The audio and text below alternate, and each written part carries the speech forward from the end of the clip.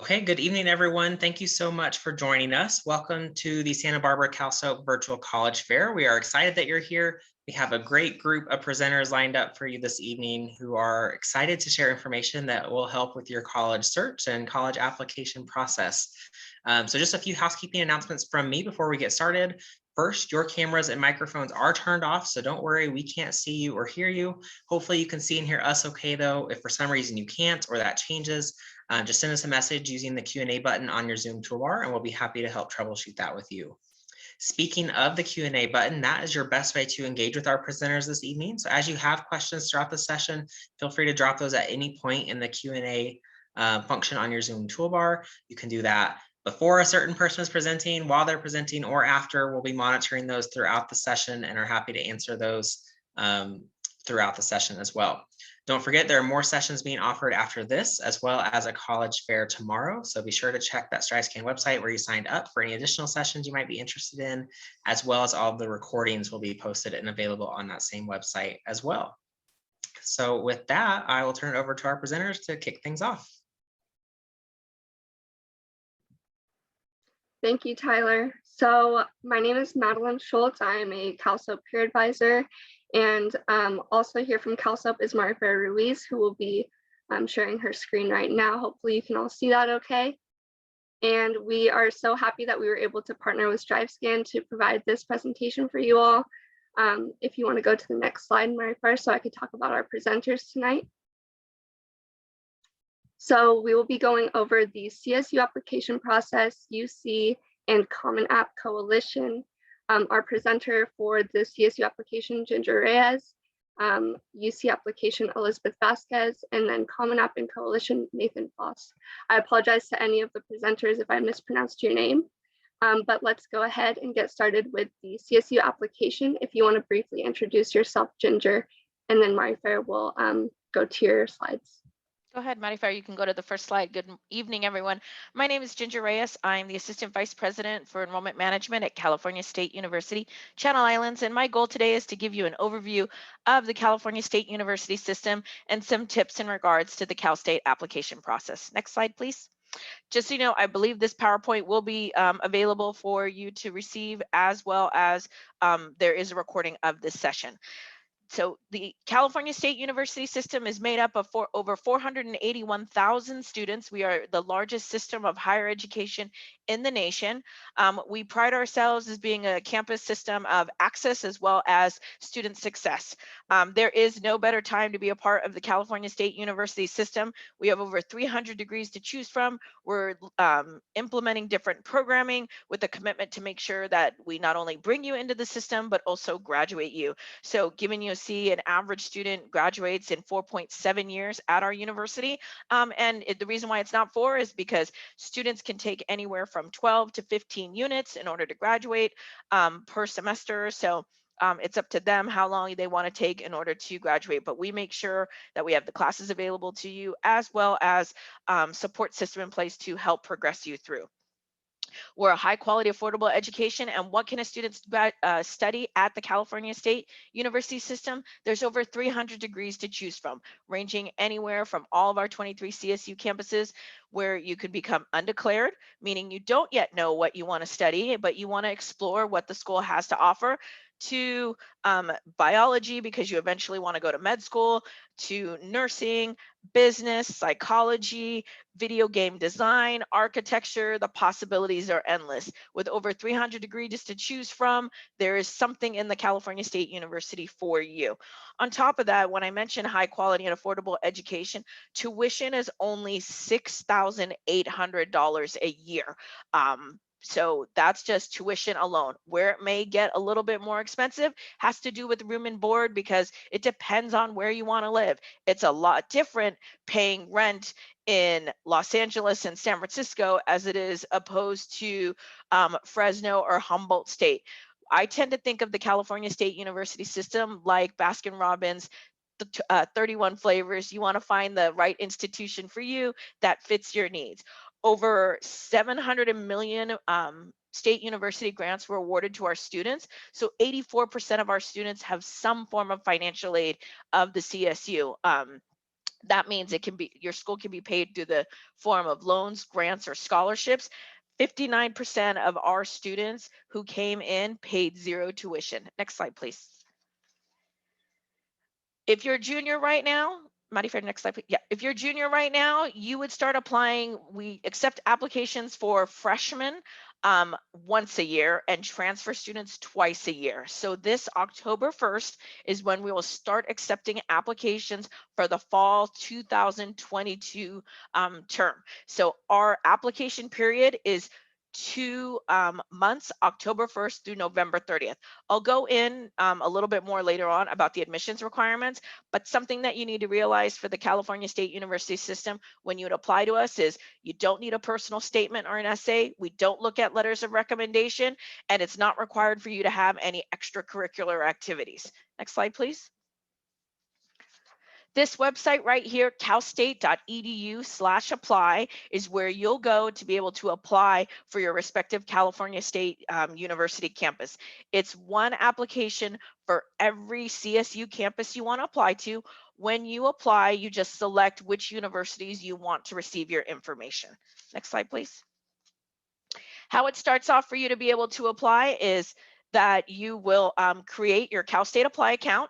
So you want to make sure you use an email address that you check frequently. You can use your high school address, but just keep in mind that once you graduate from high school, you're not going to have access to your email anymore. So you just want to be able to create an email address that you can reference. So once you create your account in Cal State Apply, next slide, please. Your application itself is consisted of a variety of information. One, it's personal information such as where you live, your mailing address, your date of birth, and then there's the academic history, which is asking about what courses you took in high school, if you took any college coursework, and then program materials would be specific questions that the different universities request from you. Next slide, please.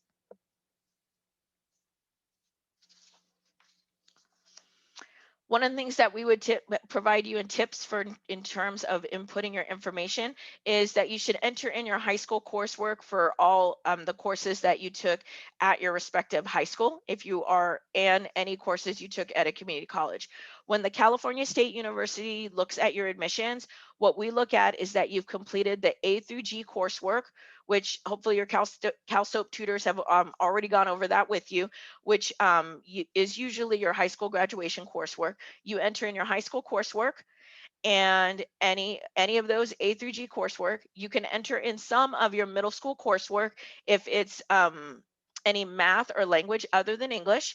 You enter that in. So we look at not only what you've taken in your high school coursework, but we also calculate your grade point average. So the minimum grade point average in order to get into a California State University system is at least a minimum 2.5 grade point average. If you have between a 2.0 and a 2.49, then we look at other factors that may have you admitted into a respective CSU campus. And some factors that we look at would be if you're in any extracurricular activities, are you working? Are you the first in your family to go to college? Those are some other factors that we look for. Next slide, please. If you took any college coursework, you can enter that in so that we can see that you've earned any college credit that would apply towards your school that you end up eventually enrolling. Next slide. Something that is new and that we want you to be able to realize is that the CSU does not use any SAT, ACT scores for admission eligibility. So for the fall 2021 and the fall 2022 entering class, we will not utilize any SAT or ACT scores to be used in your admission eligibility. So again, your admission decision for a California State University is based off of your grades that you received in your coursework and whether or not you have at least a minimum 2.5 grade point average. Schools that are highly impacted or competitive may use other factors, but no California State University campus will use SAT or ACT scores. You can turn them in. If you do turn them in, it's really going to be used for math and English placement in your freshman year in college. Next slide. When you do get to applying for the CSU, the best way to look at when you're applying is it turns green if you completed that section. It will say incomplete if you have not. So you want to make sure when you're completing your application that the green sections all light up. Next slide. The application fee for each California State University campus you apply to is $70 for each campus that you apply to. You can apply for an application fee waiver, and that's all embedded in the application. So once you fill out your application, you can click on the button, calculate my fee waiver eligibility, and it'll determine if you receive a fee waiver or not. If you are granted a fee waiver, you can use that fee waiver for up to 4 other California State University campuses. Next slide. And prior to you submitting your application, you have an opportunity to review all your coursework to make sure everything is correct before you hit submit review. Next slide. This is the page I want to make sure that you're aware when it comes to the CSU process. You'll always apply to the CSU a year in advance. So you'll always do it the first semester of your senior year. So roughly about the month of November. And then anywhere from December to April is when you will receive your admission decision. So some campuses may notify you in December, others may notify you in April. During that time, what we want to make sure you're doing is that you're checking your email, you're making sure you're applying for financial aid. There's all these different other steps in the college admission process for you that you want to be able to do while you're waiting for your admission decision. The month of May is when, once you receive your admission decision, we then have a commitment deadline by May for you to actually say, this is where I want to go. And then between May and July, you're making sure you're doing great in your senior year, you're turning in your final transcripts, and then we also have orientation and get to know all your other class rates. And then in August, we see you. So this is kind of the short, quick timeline of what to expect in the CSU admission process, but also what it looks like in terms of when you'll get your decision, when you should make your decision, and then when we see you next. So that was like a very, very quick overview of the process and the CSU. If you have any questions, you can go ahead and put them in the Q&A and we'll answer them throughout the other presentations. And we also have time in the after this to be able to answer some general questions, but you can always email us directly. Next slide, please.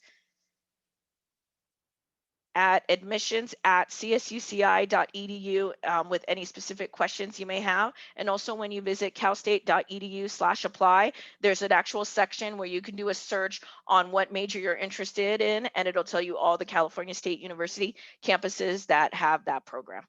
Thank you, and I'll turn it over to the facilitators. Appreciate it. Thank you, Ginger. And then like Ginger mentioned, there will be a Q&A at the end. So if you're putting your questions in the chat and we're not getting to them, don't worry, we'll get to them after all of our presenters present. Next, we will hear about the UC process from Elizabeth Vasquez.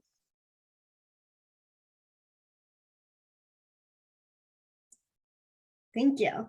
I was not, my mic was not on. Okay, thank you everybody, and hello, my name is Elizabeth Vasquez, and I will be your presenter today on the admissions to the University of California for the 2020-2021 school year, which is a little bit outdated, but rest assured it will still apply to you all sitting in here today.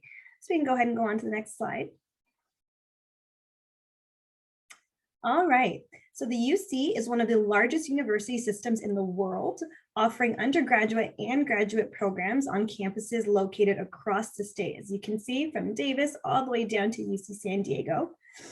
There are 10 campuses, however, only 9 are open to undergraduate students. The only one that is not open to undergrads is UC San Francisco. The 9 campuses enroll over 250,000 students, and each campus varies in size, location, and academic programs that are offered.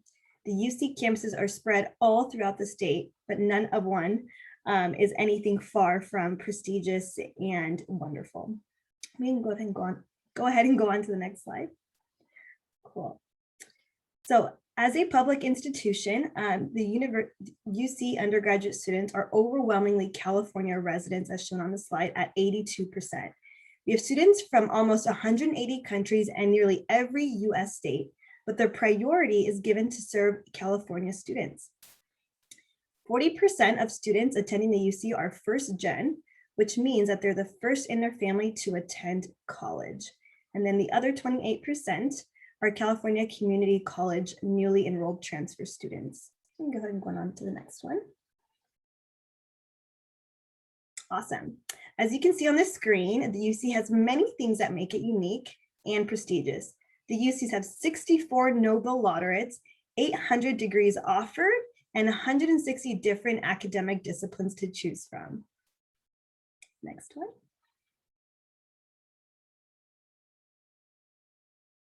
Cool.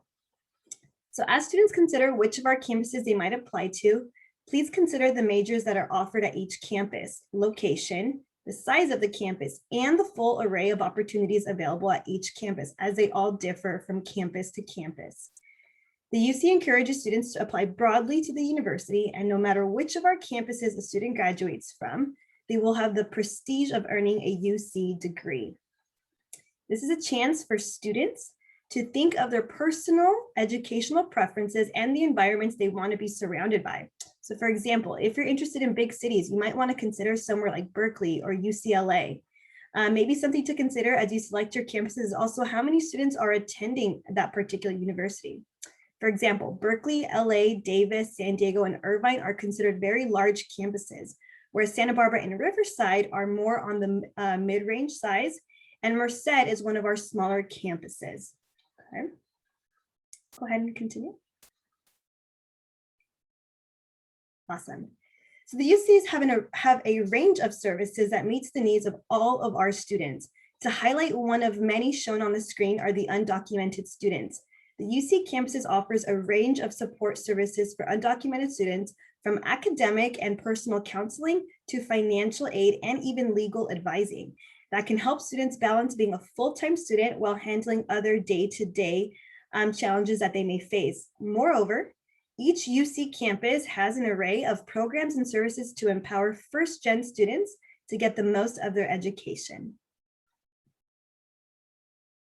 The next one. Awesome, yes, apply broadly. Okay, so now jumping into the freshman admission process. So for freshman admission, all 9 undergrad campuses use a holistic or comprehensive admissions process. Students will be reviewed for their academic rigor they complete, but also for the accomplishments outside of the classroom they share. It's important to note that your major might be a factor in the admission selection, okay? So again, the UC recognizes that you are in school 8 hours of the day, but they also want to know who you are beyond the classroom, what you do with the other 8 hours of the day, how you spend your weekends, what you do during summer. They want to know how you are involved, to be an active member of maybe not just your community, but also within your family as well. Okay, moving on to the next one. Awesome. So applying to the UC. The UC application is available starting August 1st, but a student may not submit an application until November 1st. And there's only one application for all 9 campuses. The application fee is $70 for US citizens and permanent residents, and $80 for international students. There is also an application fee waiver for our low-income eligible students that's up to 4 campuses. So that fee waiver will cover 4 campuses. Anything beyond that, the student will be responsible to pay for at an additional $70 fee. Whoops, go backward. Yes, so applications are not necessarily reviewed in the order in which they are submitted, but rather they will start to get reviewed all together after that November 30th deadline. And again, the admission notifications begin in March of the following year. So you apply your senior year, and then March of your senior year, you start to roll out admissions, and they're all rolled out at different times starting in March. Okay, now you can go on to the next one. This is, excuse me, this is the website to apply. It's www.apply.universityofcalifornia.edu. Next one. Awesome. Okay, so to qualify for freshman admission, students must meet the UC subject and GPA requirement, including the A to G coursework, which is a specific sequence of courses that must be completed throughout your 4 years in high school, along with the minimum 3.0 GPA to apply. And we calculate your GPA on all of your sophomore and junior year A to G courses, including the ones that were completed after the summer of your 9th, 10th, and 11th grade year.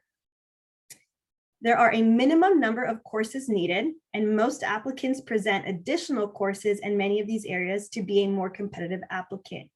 So if you right now are sitting here and you're like, I'm not sure if I'm an A to G student, what can I do? Then we would advise you to please speak to or connect with your high school counselor, and be sure to share your post-high school plan so that they can best help you plan accordingly. Again, that minimum GPA to apply is a 3.0. Okay, go ahead and read the next one. Awesome, yes. So these are the A to Gs on the screen, the A being history and social sciences, and what's in the parentheses is a number of years that are required, okay? So 2 years of your history and social sciences, 4 years of English, 3 years of math, 2 of science, 2 of foreign language or language other than English, 1 of your visual and performing art, and the last one of 1 year of an elective. Again, important to note that most students do exceed this, and the more you are able to exceed these numbers of the minimum requirement, the more of a competitive applicant you will be. Additionally, the level of rigor that you take within these classes is also highlighted in your application as well to become a more competitive applicant. So if you are an AP student, that will also be taken into account. Next slide. Perfect. So this is a comprehensive overview. So in general, campuses are looking for well-rounded students who have taken advantage of all of the educational opportunities that are available to them inside and outside of the classroom. All UC campuses do a comprehensive review, but there are different methods of the comprehensive review. Some are holistic and others are not. The faculty at each campus determines which factors are used and in what way. This should not be seen as a checklist, whereas more of the boxes you can check, the more competitive you will be. So that's more of the idea that you want to look at for these little bullets on the screen. The criteria here is a list of all the factors that could be used in some way in the process. So for example, academic achievement, personal and school context, PIQs, activities and awards, special talents, life challenges, and special circumstances are all things that could be included as part of the admission criteria. It's important to note that all the UCs are going to look at the at the student's achievement within the context of their educational environment and within the context of the resources and opportunities that have been available to you. So this is found in a number of areas in the application, not just in the responses to the personal insight questions. For those of you guys who are not familiar with the personal insight questions, they are a set of mini questions. 4 out of 8 students are asked. There are 8 questions students are asked to select 4 out of 8 to respond to. And in 350 words or less, you are to elaborate on your response. And that's the other way where the UCs get to know who you are beyond the classroom. Okay. Next slide. Perfect. So the UC does not have any required exams. The AP exams are optional, as well as IB and SAT subject tests. Next one. And these are just some useful resources for students. You could go ahead and take a photo of this or always come back to this slide once it is live and recorded on the website.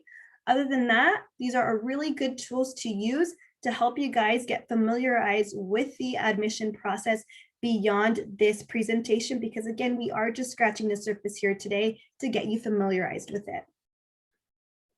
Next one. And some more campus useful resources for the UC. And if you are interested in more than one UC, or maybe you are more inclined towards one UC or over the others, then again, please visit the webpage. The University of California is the hub of the webpage, and through there you will be able to find the sublinks to the other UC campuses. And I think that is all I have for you today. So thank you, Marifer, and I will be answering any questions in the chat as we go throughout the presentation. Thank you. Thank you, Elizabeth. And then lastly, our last presentation on the Common App and Coalition. Nathan, you can go ahead and take it away, and Marifer, you can pull up his presentation now. Perfect. Thank you so much, Maddie. Hello, everyone. My name is Nathan Faust. I'm an admissions counselor with Loyola Marymount University, that gorgeous campus you can see right there. So I hope you're having a great time so far. And right now, it's my opportunity and my privilege to talk about private universities as well as the Common and Coalition apps. Next slide, please. Perfect. So private universities and colleges are just like the name sounds. So there's schools that aren't funded by state and local governments, but instead like alumni, donations, and then just general tuition. So that means the private tuition is generally going to be higher. However, because it's with a smaller population, more scholarship money is normally given out. So about 1/4 of all college students across the country are enrolled in private colleges. So these are generally more selective schools, with some places like Stanford or Claremont McKenna accepting like 5 to 8% of applicants. What's important to remember is that public and private universities are not quote unquote like better than one another, just different. So when students are on the college search, depending on their situation, they may lean towards public schools or private schools, but that really depends on your own interests. So private universities, they're all across the country, like I said before, and they come in all different shapes and sizes. So there are larger ones like USC or NYU, which have like 45 to 60,000 students, even more. Smaller ones like Davidson or Vassar, which have maybe like 1,500 students, even fewer, maybe 1,000, or medium-sized ones like Loyola Marymount, which I might be biased, but I think is a great size. So all these schools offer really different experiences to their students, and there's a lot of variety to like specifically narrow down what you want in a university. So additionally, some of these schools are known for like their specialties and like not a broadly general education. So MIT is one of these examples. So it's like a smaller school, around 8,000 students, that's known for its strengths in technology. Or like Claremont McKenna is a great school if you're looking to be a business major.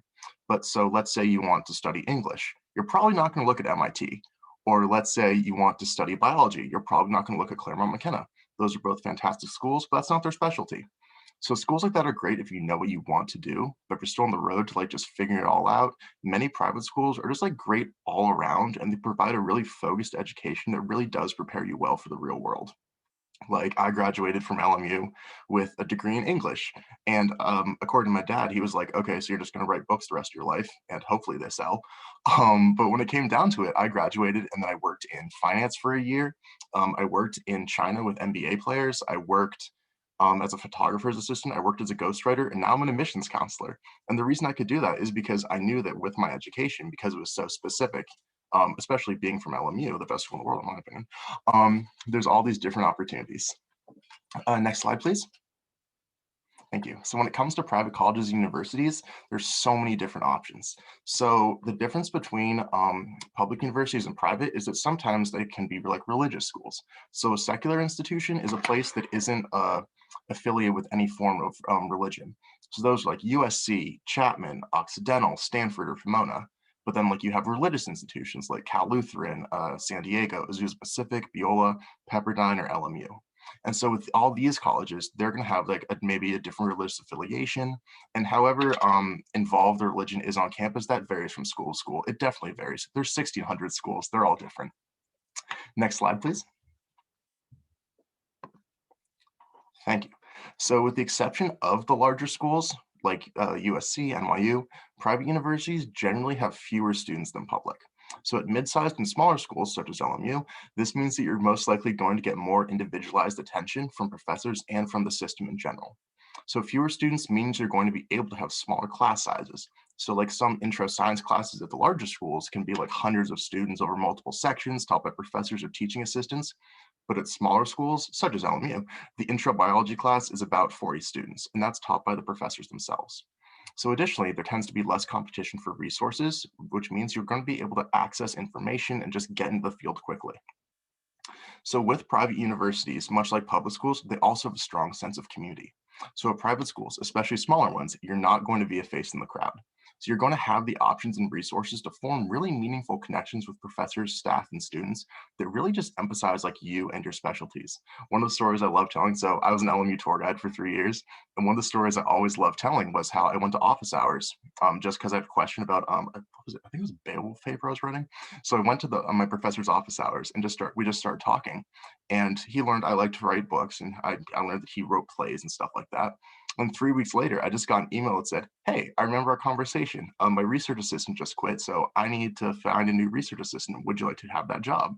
And so I ended up working with him for 3 years. It turns out, if you know the movies Frozen 2, Wreck-It Ralph 2, he actually helped work on those. And so I kind of got to help on those too. And that was one of the really cool opportunities I got just because he was able to remember my name.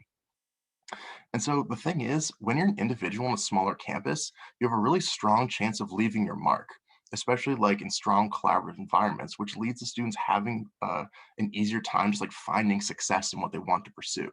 So additionally, as professors are able to know their students by name and number, they're able to help mentor you through the years. So that we have those close connections, such as me, how I ended up working as I ended up like writing a book. I worked on a Sony movie. I read the script for it. I don't think it ever got made. And yeah, I got to text my professor after. I see you get your professor's phone numbers too. But so I texted my professor after I saw Onward and just went, "Did you write that?" And he went, "Yeah." And so that was one of the really cool experiences I had. But yeah, Maddie's right. As she put in the chat, go to office hours. It's the absolute best thing wherever you go. Next slide, please.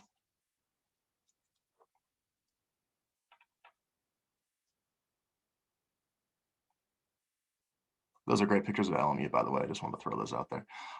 Yeah, perfect. So right now, as we begin, I'm looking for private schools. So as you look, whether it's in California, whether it's in the city you currently live, or whether it's all over the country, these are the kind of the things you want to look for first.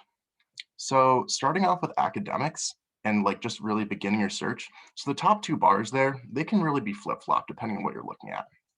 So do you want to go to a large school? Maybe you want to go to a school like USC, or maybe a larger or a school, I'm blanking on schools, or like Notre Dame. I think they're a medium-sized school, but we'll call them large just for this presentation. And so like when you compare like USC and Notre Dame, those are both like larger schools, but one's in a small town in Indiana, I think. Yeah, small town Indiana. If I'm wrong, I'm so sorry, Notre Dame. But and another one's like a giant school in Los Angeles. So those are 2 super different places. So would you like a small town? Would you like a large city? But then with academics, you look at their programs. Okay, that's like the MIT thing. All right, am I into technology? I'm probably going to want to go to a school that focuses on technology, or at least has a pretty good reputation. Do I want to look at the core curriculum? At a school like LMU, we make sure that you take courses in all different colleges. That way you have experience working the creative field, the academic field. Notre Dame is in South Bend, Indiana. Fantastic. I knew I got that right. I really hoped I got that right. That just turned out to be right. Okay. And then with academic rigor as well, those like different kinds of things, which really to say, all right, how hard do I want to push myself and things like that. But then you look at student life. And so with student life, let's say you find a couple schools you like. Okay, what are sports like? What's housing like? Am I going to be supported in like an affinity group or something like that? Will there be people who are going to be there to listen to me? What are clubs and organizations like? So I promise you, at every single school you look at, they will say, we have X amount of clubs, but if you don't see the one you like, you can just make your own. I promise you, they're always going to say that, but it's true. You really do get to make your mark. And so the ease with which you can make your own club, I would say, is something to look at too, so that we are able to actually find something that really speaks to you. Excuse me. And then so after that comes like academic resources, like how much are you supported, study abroad, what kind of opportunities are there to like actually go outside your comfort zone, and then career placements and opportunities, because you go to college to meet people, and then you also go to college to make sure you're set up for the future. And so with that, it's like, all right, so how much are you supported in your career going forward? How much are you supported by the people on this campus? Then after that comes financial aid, which is like the sticker price. And again, private schools tend to be much more expensive than public universities. But then with that also comes scholarships too, which is, okay, what kind of scholarships are offered? What can I apply for? How is the school good at helping with financial aid and stuff like that? And then finally, when it comes to down to the end, we have admission timelines and application requirements.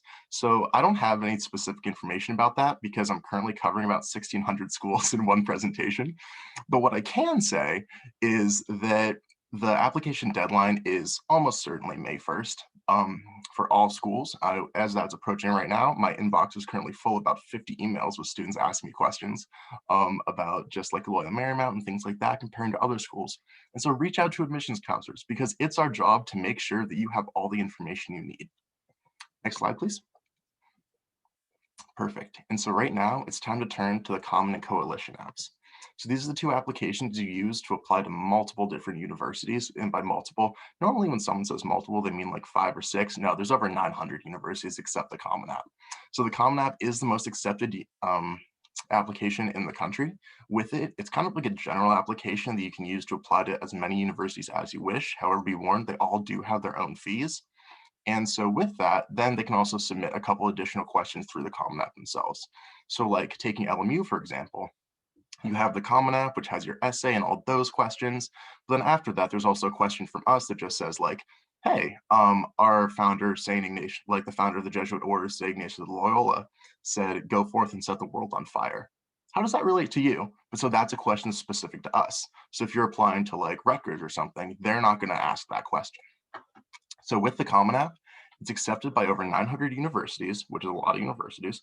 It doesn't emphasize cost. It only emphasizes the school itself. So it's like a smoother, easier to use interface. They've been around for years, so they've got this unlocked. They're really ready for this. But then on top of that, they also have more essay prompts and options for students to apply in various ways. Because they've been around for so long, they really know how to do it. And so when students come in, they're able to really format it any way they wish. And compared to that is the Coalition app. So the Coalition app is the newer one. It came around, I think, in 2017. So it's pretty recent. But so it's accepted by fewer universities, only 132 compared to the 900 with the Common App. However, it is specifically designed to work with underrepresented students. The Coalition app was formed to try to make the college acceptance process and admissions process much more equitable on the student side. So with that, that means they only work with schools that are proven to give strong financial aid packages. And so with that, that means that when you're applying through the Coalition app, they're specifically targeting schools to help you get as much aid as possible. Additionally, with the Coalition app, they have a locker feature to help with organization, which means all your documents are like kept in one place. Then there's also like login options for counselors and parents so they can check in on you too. So that way it's kind of a collaborative effort. So with the Common and Coalition apps, LMU accepts both of them. That's why I was asked to come here and speak today. But when it really comes down to it, neither one, like one's not better than the other. Both are accepted, both are looked at, and it's really what you want from it. Perfect. All right, next slide, please. Perfect. All right, so just coming down the end here, I have about 5 minutes before we go into questions. So really briefly, I'm just going to kind of run you through the mind of an admissions counselor and like what you really want to look at to make your application just stand out from the rest. So there are 5 things here. Feel free to read through them. I'll just talk about them while I do. While that happens, please feel free to look at all these roses in front of LMU's gorgeous Sacred Heart Chapel. Don't really know why I put that picture there. Really pretty, whatever. But so the first step is to show that you know the school. So it can often feel easy to just like recycle the same essay for every school or something like that and just like tweak as you go. However, it's kind of easy to see through and doesn't really show you, like, it doesn't show us a lot about you as a person. So when you're applying to a university, please research the school itself. Just read the mission statement and think about how you can relate to it, and then even incorporate parts of it into your essay. That way they know, like we are able to see, oh, they actually know what the school's about. So then like research the professors, like look into their work and think about what you can learn from them specifically. So when it comes out, it's like, like this is the kind of stuff that can really set an application apart from the others. So it's like, what sounds better? Let's take LMU, for example. I want to go to LMU because they're close to the beach and they have a strong English program. Or I see myself driving down the hill to Playa del Rey Beach with the surf team before going to class with Dr. Younger. I read his short play Mandate and like the story and style. I can see myself writing with him. So that right there is like, oh, now I can really see myself, that you see yourself at LMU. Then the next thing are that good activities are just as important as success in the classroom. So being involved really does show that you're a well-rounded person. So take leadership opportunities when you can. Be on teams, whether that's football or robotics, it shows you're able to collaborate. While pushing yourself in school is important, we also really do look at the whole person. So some people stress themselves too thin with projects, and there's no need to do that. Personally, this is just me. I would rather see that you have 3 activities that you've been committed to for a long time, rather than just like 10 activities you only have short involvements in. So really just like be consistent and push yourself. And then relating to getting outside the classroom itself is being authentic on your application. So this is a big thing for schools that a lot of people don't think about. I certainly didn't when I was applying to colleges, but that we can only know what you tell us. So let us know what your life's like and what's going on. If I get an application that just has like volleyball as the only activity, that's a lot different than volleyball and older sibling when you take care of your siblings. So like you learn lessons through every action in your life. So taking care of your siblings is responsibility. Visiting your elderly neighbor with food every day, it really does show a lot about your character, that you care about other people. So tell the admissions department all about your life and the lessons you learn daily. So, and a big thing here, it's like proofread. I put an exclamation point after it because it's something to really look at. Have others proofread your applications and essays. I cannot tell you how many LMU applications I read that start out with, I want to go to Chapman because, and they're a great school, but we're not them. So make sure you know who you're applying to and double check everything. And my final thing is really just show us who you are. This may sound the same as be authentic, but I promise that it's not. So like be honest with the admissions committee about your life and who you are as a person. So explain how you see yourself fitting in at the school. Really take the time to think about why you'd want to be there and let us know, just let us know that. It's really easy to think about like choosing a school specifically for the name alone. You'll actually find a lot of people who do that and then realize after they're just not being fulfilled. So really take the time to find a place where you feel that you can be or become the absolute best version of yourself and let us know. And so that right there is my presentation. I didn't really include anything about LMU specifically because I'm talking about 1,600 private schools.